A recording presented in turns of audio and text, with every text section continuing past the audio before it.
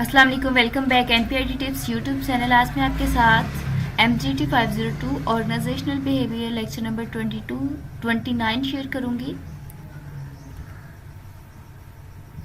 इसका जो आज का टॉपिक है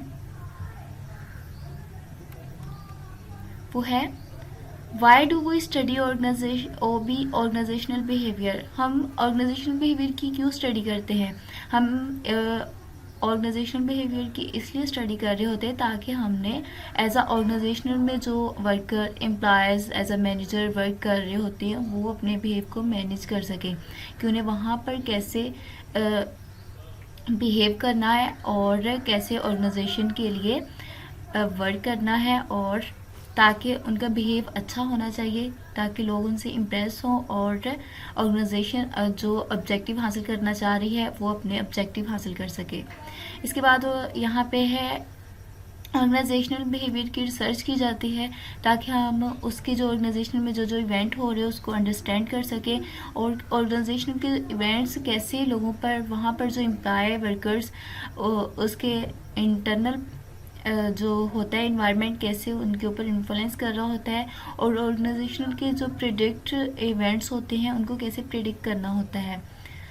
इसके बाद है पीपल इन ऑर्गेनाइजेशन में। पीपल ऑर्गेनाइजेशन में क्या कर रहे होते हैं?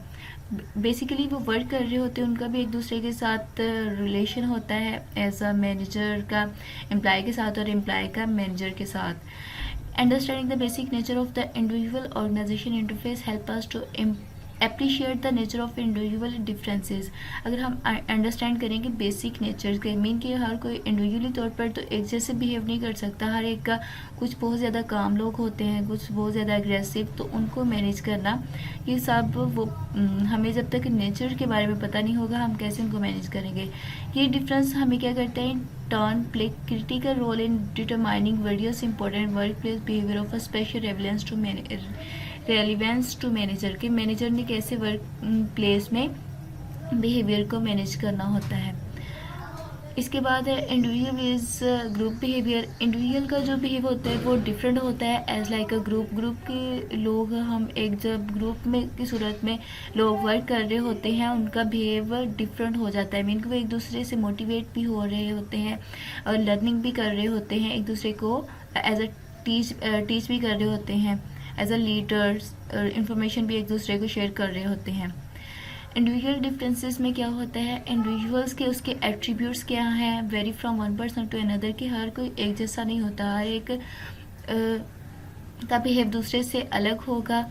और इंडिविजुअल डिफरेंसेस इंक्लूड इसकी पर्सनैलिटी होगी, मीन कि एक इंसान की पर्सनैलिटी दूसरे से बिल्कुल डिफरेंट होती है, उसके एटीट्यूड, उसका रवैया कैसा है, प्रिसेप्शन मीन कि वो कैसा इन्वायरमेंट को ज्यूम कर रहा है, किसी चीज़ को के बारे में क्या व्यू रख रहा है, एंड क्रिएटिविटी उसका चीज़ों के बारे में थिंकिंग और एबिलिटी क्या है, वो सारी इसमें इंडिविजुअल में बात की जा रही है।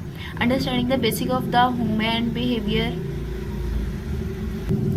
कि हम कैसे अंडरस्टैंड कर सकते हैं ह्यूमन के बिहेवियर को बेसिकली। तो यहाँ पर है इंडिविजुअल के डिफरेंट फ्रेमवर्क है, डिफरेंसेस फ्रेमवर्क है, मीन कि उसकी हेरिडिटी और इन्वायरमेंट, मीन कि उसकी जो करेक्टरिस्टिक है वो और जो जिस इन्वायरमेंट में उसने ग्रोथ की है वो दोनों उसके ऊपर असरअंदाज हो रहे होते हैं। उसकी एबिलिटी एंड स्किल्स, उसकी वैल्यूज़, वो चीज़ों के बारे में क्या सोचता है, उसकी अखलाकियात क्या है, वर्क रिलेटेड एटीट्यूड, मीन कि वो वर्क के साथ सिंसियर है तो फिर ही ऑर्गेनाइजेशन के ऑब्जेक्टिव हासिल हो सकते हैं। फिर वो ये तीनों चीज़ें उसके वर्क रिलेटेड बिहेवियर को शो कर रही होती हैं। वेरिएबल इन्फ्लुएंसेस इंडिविजुअल बिहेवियर के जो वेरिएबल्स हैं इंडिविजुअल बिहेवियर के ऊपर कैसे असरअंदाज हो रहे होते हैं, उसमें पर्सन की जो अपनी करेक्टर स्किल्स और एबिलिटी होती है, उसकी पर्सनैलिटी, उसकी परसेप्शन, चीज़ों के बारे में व्यू, एटीट्यूड भैया क्या है, वैल्यूज़ और एथिक्स क्या है, और इन्वायरमेंट जो होता है उसका ऑर्गेनाइजेशन होती है, उसमें वर्क ग्रुप जॉब हो सकती है, पर्सनल लाइफ, सब उसका क्या हो रहा है जो इंडिविजुअल बिहेवियर है वो शो कर रहा होता है। Behaviour B is equal F into P और ई इसका environment. Types of work related behaviour, work के रिलेटेड कौन कौन सी टाइप्स हो सकती हैं। आप ऑर्गेनाइजेशन को ज्वाइन कर रहे होते हैं, एग्जिबिट ऑर्गेनाइजेशन के साथ सिटीजनशिप कर रहे होते हैं, परफॉर्म कर रहे होते हैं, रिक्वायर्ड परफॉर्मेंस को इसमें होता है कि आप ऑर्गेनाइजेशन का पार्ट होते हैं और आपने वर्क को मेंटेन ऐसे करना होता है कि आपको जो रिस्पॉन्सिबिलिटी दी गई है आपने उसको फुलफ़िल करना होता है। इसके बाद द परफॉर्मेंस जॉब फिट क्या होती है कि जॉब ऐसी कि आपको जो ऑर्गेनाइजेशन दे रही हो आप उस एबिलिटी और स्किल्स रखते हो और आप में वो कैपेबिलिटी हो ताकि आप उसको फुलफ़िल कर सकें। इसके बाद एबिलिटी क्या होती है, आपकी मेंटल और फिज़िकल जो सलाहियत होती है आपने उसी के अकॉर्डिंग ही अपने वर्क को मुख्तलिफ़ किस्म के जो काम होता है उसको परफॉर्म करना होता है। इसमें आगे the importance of the values, आपका बिहेवियर, मोटिवेशंस, परसेप्शन, एटीट्यूड्स ही मिलकर आपकी वैल्यूज़ को बिल्ड कर रहे होते हैं कि आपका जो बिहेव होगा मोटिवेट आप उससे हो रहे होते हैं। परसेप्शन मीन कि आप इन्वायरमेंट को जिस पॉइंट ऑफ व्यू से देख रहे होते हैं आपके जो रवैये होते हैं वो सब मिलकर वैल्यूज़ बना रही होती हैं। Values, loyalty and ethical behaviour, values आपकी एथिकल वैल्यूज़ होती हैं, आप अखलाकियात आपकी कौन सी हैं, मीन कि आप अच्छी पॉजिटिव वे में सोचते हैं। एंड बिहेवियर ऑफ लीडर्स का बिहेव क्या हो रहा होता है। एथिकल क्लाइमेट इन ऑर्गेनाइजेशन, जो एथिकल क्लाइमेट होता है वो ऑर्गेनाइजेशन के ऊपर डिपेंड कर रहा होता है कि जितनी अच्छी ऑर्गेनाइजेशन का मैनेजमेंट उसके एथिकल को फुलफ़िल किया जा रहा होता है उतनी अच्छी ऑर्गेनाइजेशन होती है।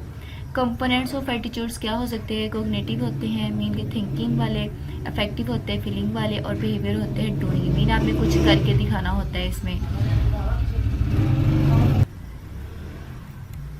इसके बाद होता है टाइप ऑफ एटीट्यूड्स क्या हो सकते हैं। आपके जो एटीट्यूड्स होते हैं अगर आप जॉब से सेटिस्फाई हैं वो होंगे, जॉब में आप इंटरेस्ट ले रहे होते हैं, ऑर्गेनाइजेशन की कमिटमेंट को पूरा कर रहे होते हैं, या आपके ऑर्गेनाइजेशनल पॉइंट ऑफ व्यू से आपके एटीट्यूड्स होते हैं।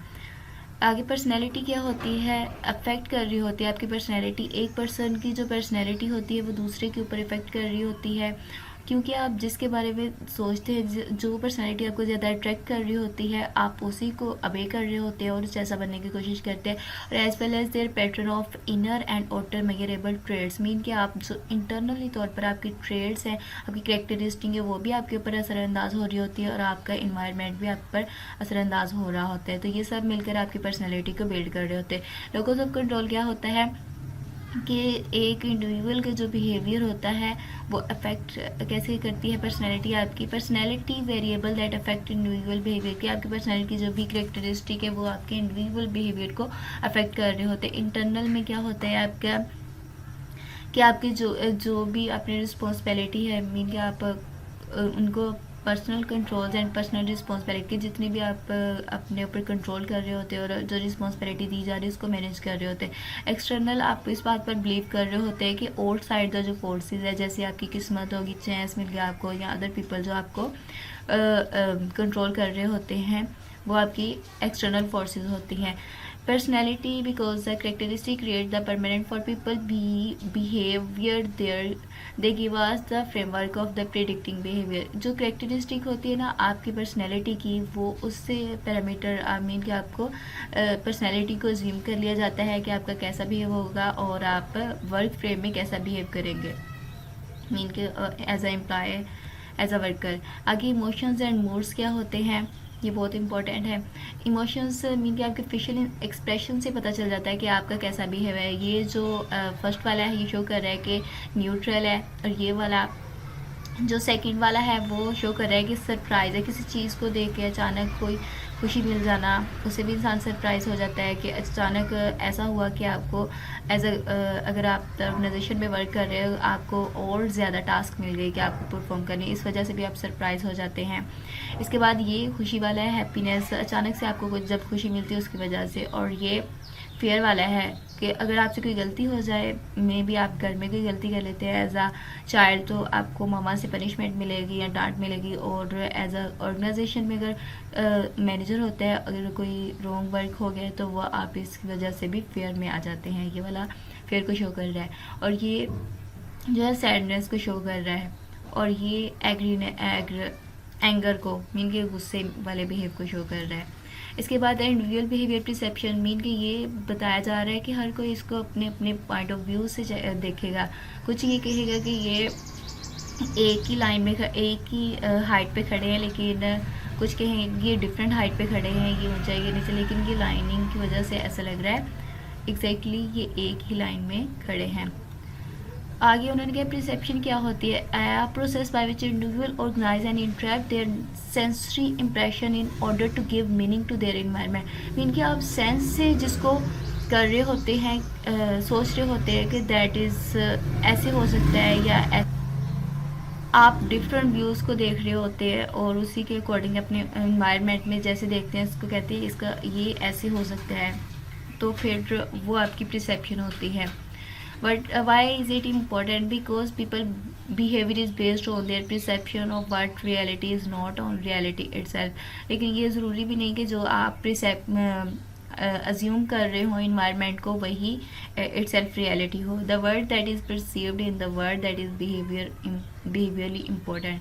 जो आप इन्वायरमेंट को परसीव कर रहे हो तो ये बिहेवियरली इंपॉर्टेंट होता है। आगे उन्होंने कहा the factor that influence perception के ऊपर कौन कौन से फैक्टर इन्फ्लुएंस हो सकते हैं। फैक्टर्स इन द परसीवर्स मीन उसका एटीट्यूड होता है, इसकी मोटिवेट हो रहा होता है, इसका इंटरेस्ट ले रहा होता है, एक्सपीरियंस होता है, इसका एक्सपेक्टेशंस होती है। इसके बाद फैक्टर इन सिचुएशन, इसमें सिचुएशन कौन सी हो सकती है, टाइम हो सकता है, वर्क सेटिंग हो सकती है और सोशल सेटिंग हो सकती है। इसके बाद परसेप्शंस क्या है, फैक्टर इन द टारगेट, आपने टारगेट किया होता है, नोवेल्टी होती है, इमोशंस होती है, इसमें साउंड, साइज, बैकग्राउंड और प्रोमैक्सिमिटी होती है।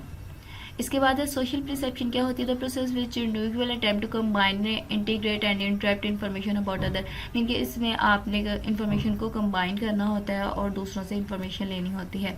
Person perception making judgement about other, mean कि जो पर्सन की परसेप्शन होती है वो जजमेंट मीन कि दूसरों के बारे में उसने अपने पास एक राय कायम कर लेनी होती है कि ये ऐसा इंसान हो सकता है, मीन कि जैसा वो बिहेव देखेगा वैसे ही वो आगे, अगर किसी ने उसके साथ अच्छा बिहेव किया तो वो कहेगा कि that is a decent person. Attributions क्या होती है, the process through which individual attempt to determine the cause of other behaviour. के एट्रीब्यूशंस में क्या होता है, आप दूसरों के बिहेव को डिटरमाइन कर रहे होते हैं। आगे परसेप्शंस एंड डिसीजन मेकिंग्स में क्या होता है, परसेप्शन आप डिसीजन मेकिंग भी कर रहे हैं। The importance decision making phase, problem को आइडेंटिफाई करना होता है, इसके बाद आपने देखना होता है अगर प्रॉब्लम का आइडेंटिफिकेशन मिल जाए आपने उसका अल्टरनेटिव डेवलपमेंट करना होता है कि प्लान के वो उसके लिए बेस्ट हो सकता है। इसके बाद उन्होंने कहा है वाई डू वी केयर, आपकी एबिलिटी, आपकी जो परफॉर्मेंस होती है, आपकी एबिलिटी, मोटिवेशन और अपॉर्चुनिटीज़ आपके पास होगी तो फिर ये आप वो बेस्ट परफॉर्म कर सकते होते हैं। इसके बाद ग्रुप डायनेमिक की बात की है, ये ग्रुप डायनेमिक्स वो होते हैं कि भी इनके हर कोई मोटिवेट हो रहा होता है, एक दूसरे से को मोटिवेट कर रहा होता है। जैसे कि ये देखिए वर्क कर रहा है, हर कोई वर्क में मसरूफ़ है, मीन के हर कोई वर्क में इन्वॉल्व होता है इसमें। इसके बाद ग्रुप्स एंड टीम क्या होती है, ग्रुप दो या दो से ज़्यादा पीपल एक कॉमन इंटरेस्ट होता है उसके लिए ऑब्जेक्टिव हासिल कर रहे होते हैं। और जो टीम होती है स्मॉल नंबर ऑफ पीपल होते हैं, उनमें स्किल्स भी होते हैं, कैपेबिलिटीज, उनके भी मिशन से एक ही होता है, मीन वो जो प्रोजेक्ट पे काम कर रहे हैं वही उनका मिशन होता है कि इसको फुलफिल करना है और इसको सक्सेसफुली अचीवमेंट करना है।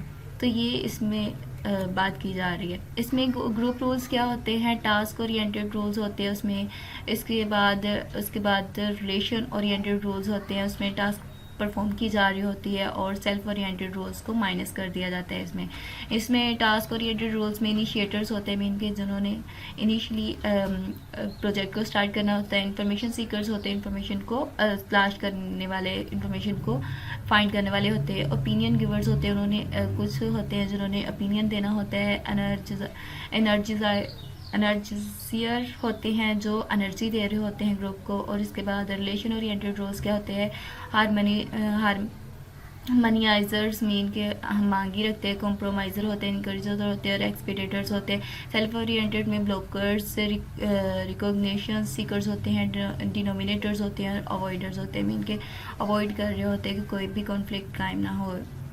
द कम्युनिकेशन प्रोसेस कौन सा हो सकता है कि सोर्स होता है आपका, उसको आपने सेंड करना होता है, इनकोडिंग हो रहा है, चैनल के थ्रू हो जा रहा होता है, डिकोडिंग होता है और उसके बाद रिसीवर के पास जिस में सोर्स सेंडर ने भेजा था उसी फॉर्म में रिसीवर के पास पहुंच जाता है और उसके बाद वो उसको फीडबैक दे रहा होता है। इसके बाद है फंक्शन ऑफ कम्युनिकेशन क्या होता है, आप कंट्रोल कर रहे होते हैं कम्युनिकेशन को, इन्फॉर्मेशन शेयर कर रहे होते हैं, मोटिवेट कर रहे होते हैं। इसके बाद इमोशनल एक्सप्रेशन जो होते हैं आपके वो आप दे रहे हो।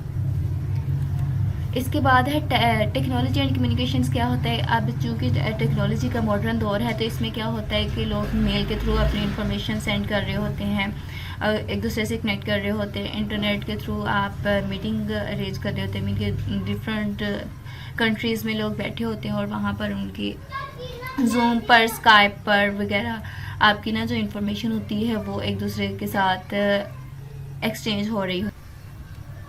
इसके बाद लीडर एंड मैनेजर के बारे में बात की जा रही है। लीडर्स जो होता है वो लीड कर रहा होता है, उसने तमाम जो फैसिलिटीज़ होती हैं वो प्रोवाइड करनी होती है, मैनेजर ने जस्ट मैनेज करना होता है।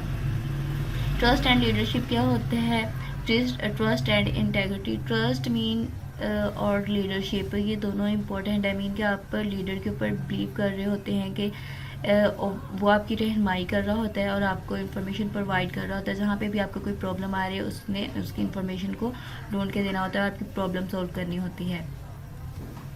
इसके बाद है कॉन्सेप्ट ऑफ पावर। क्या होती है, पावर ये होती है कि आप में ये एबिलिटी होती है कि आपने दूसरों को इन्फ्लुएंस करना है। इन्फ्लुएंस अब क्या होता है, ये प्रोसेस होता है कि आप अफेक्ट कर रहे होते हैं दूसरों की थॉट को, बिहेवियर को, फीलिंग को। इसके बाद अथॉरिटी क्या होती है कि आपके पास वो राइट होता है, आपको वो रिस्पॉन्सिबिलिटी दी जाती है कि आप दूसरे के ऊपर किस कदर राइट है कि आप उससे वो वर्क ले सकते हैं। एज जैसे मैनेजर होता है वो रिस्पॉन्सिबल होता है आगे अपने टॉप मैनेजर को, उसने इसलिए वो फुलफिल काम करवाना होता है अपने जो भी एम्प्लॉयर्स होते हैं। इसके बाद types of organisation politics. Mean के जो ऑर्गेनाइजेशन में पॉलिटिक्स की टाइप्स हैं वो कौन सी होती है, मैनेजिंग इंप्रेशन होते हैं, अटैकिंग एंड ब्लेमिंग, एक दूसरे के इल्ज़ाम तराशी कर रहे होते हैं, क्रिएटिंग ऑब्लिगेशंस। मीन के जो अपने साथ बिलोंग कर रहे होंगे वो वाली उन्होंने वो लिंक क्रिएट करने होते हैं।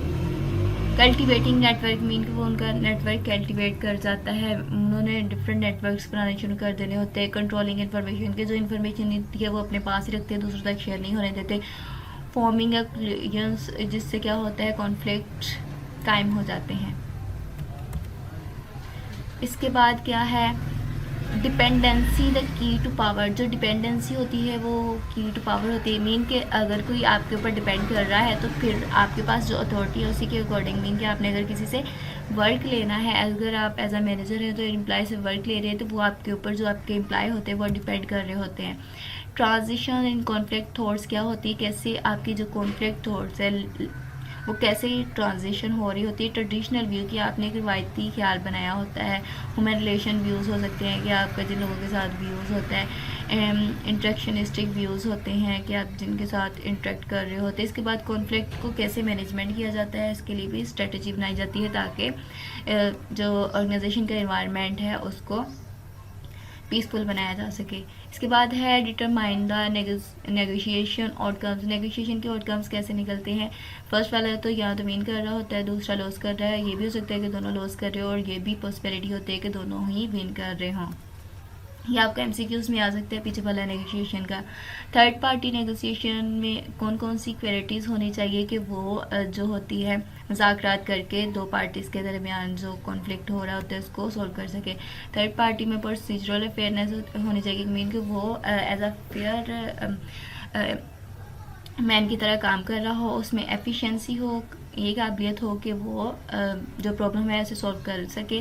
आउटकम्स फेयर होने चाहिए, मीन कि उसका रिजल्ट जो पॉजिटिव वे में निकाल सके और इफेक्टिवनेस के तौर पर। इसके बाद ग्रुप डिसीजन मेकिंग में उसके एडवांटेज भी होते हैं, डिसएडवांटेज। एडवांटेज में ये होगा कि लोग अपनी रिस्पॉन्सिबिलिटीज़ को, थॉट्स को जानेंगे और एक दूसरे से इंफॉर्मेशन को शेयर कर रहे होंगे और इस तरह क्या होगा, वर्क अच्छे से होगा। इसके डिसएडवांटेज ये होंगे कि जब एज अ इंडिविजुअल तो वर्क ठीक कर रहे होते हैं, लेकिन जब वो ग्रुप में जाते हैं तो वर्क स्लो कर देते हैं, डिसीजन मेकिंग स्लो हो जाती है उनकी।